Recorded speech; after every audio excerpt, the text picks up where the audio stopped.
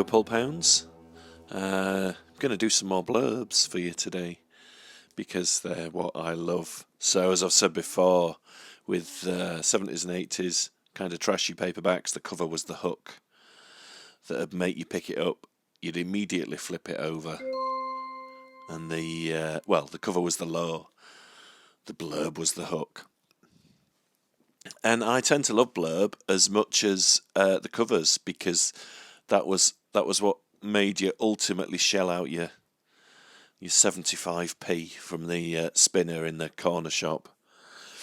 I adore Hamlyn books. Hamlyn as a publisher in the 80s, their horror output was just trashy joy. They published some absolutely classic and crazy novels, some now which command quite high prices. Unfortunately, it kind of stops people getting hold of them. So the first one is by Nick Sharman. It's a novel called Childmare, which is like a child nightmare kind of thing, from 1980. Sweet little children crazed with bloodlust.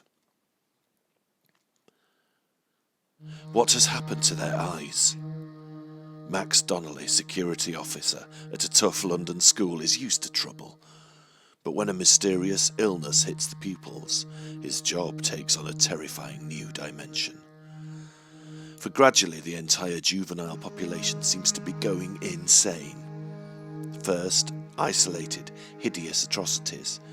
Then packs of zombie-like children start on a rampage of blood. Destruction, rape, torture, murder, as panic and chaos sweep through London.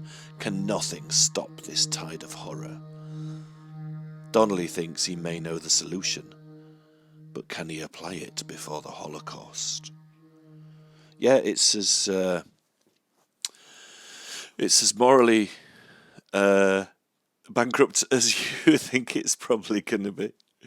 The next one is a bit of a cult classic. It's getting really hard to find this one. It's by Robin Evans from 1981, called Croak. Back when the whole killer nature gone wild, animals destroying us malarkey was going on.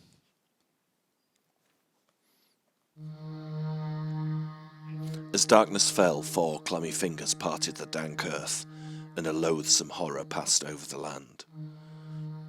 Croak. Some lonely marshland is disturbed by a freak whirlwind. Croak. A beautiful woman and a young lover are horribly butchered in her bedroom. Croak. A man is mysteriously suffocated in the open air outside his country mansion.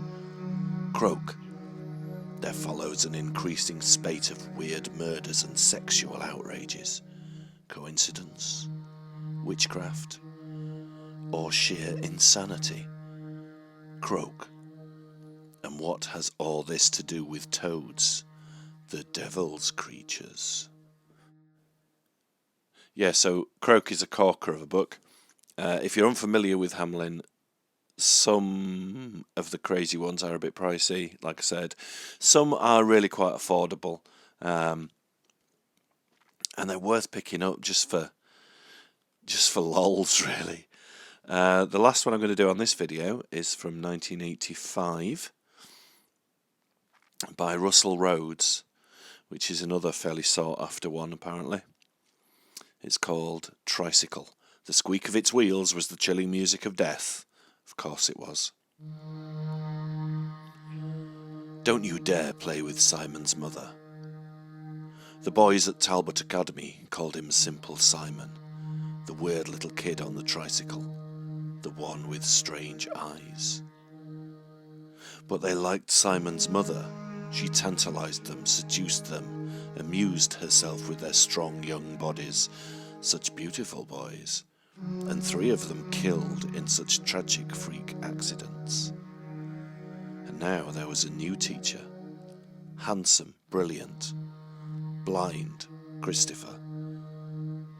But he'd better leave Mummy alone, or he would have to be punished. Punished in a sightless nightmare, punished by a vengeful demon, punished by the last sound his dying brain would know: squeak, squeak, squeak.